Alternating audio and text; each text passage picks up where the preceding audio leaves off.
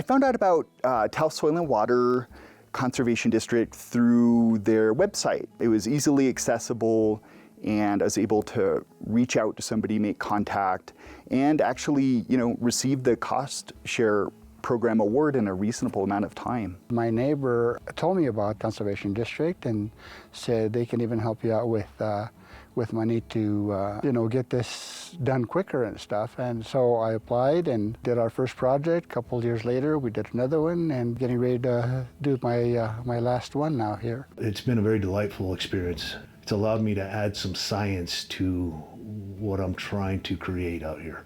A healthier, stronger, more diverse forest. We've learned an incredible amount. Everything from starting with the orientation that we had to undertake once a grant had been approved, and then walking our property with the forest specialists, and really just learning about the history of everything. We found it to be fascinating. It just seems like such a waste of land, just so overgrown that you can't even take a walk or anything.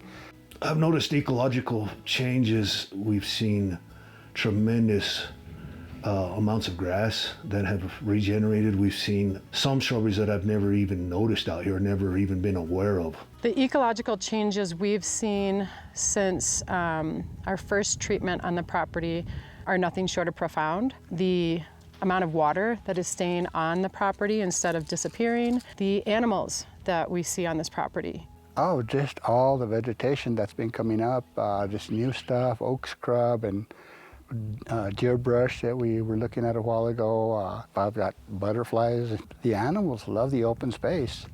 We get deer through here, we get elk, occasional turkeys. My parents had bought the land back in the early 1980s. They had more of a preservationist strategy rather than conservationist, so we really didn't touch any trees.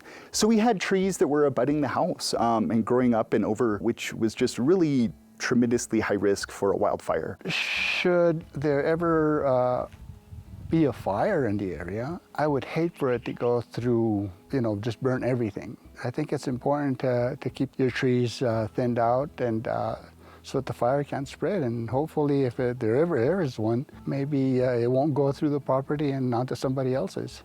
There was the El Valle fire in '23, which is about 2 linear miles from the house. And if it hadn't been for the Soil and Water Conservation District program, let's just say I slept a lot better at night after that.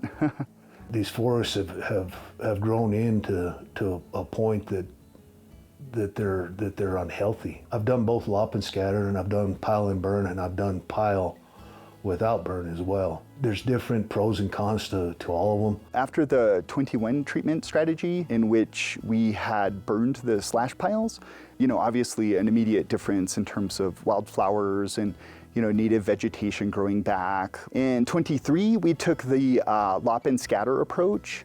The trees, the needles and branches are starting to decay back into the earth. There's definitely more access for animals, and it really opened up the vistas and the views quite a bit.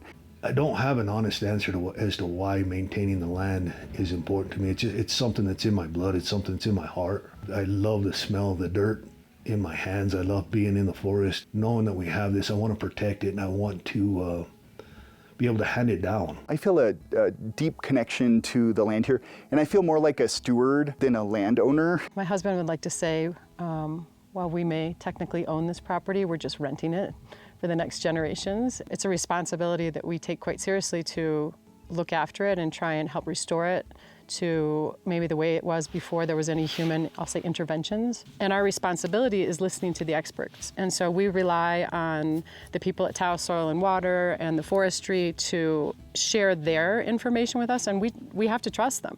I would highly recommend this program. There is great implications in having science behind this. I would recommend the Taos Soil and Water Forest Health Program. They have a wealth of expertise in and of themselves. You get the perspective from someone else's eyes in terms of what you could be doing better and how you can create a more sustainable environment. We take friends here and walk them through this, and they understand how much more use they may get out of their own property, and how this also is not keeping the animals away. In fact, it's encouraging the deer and the rabbits and coyotes and lions, everybody, to use the property.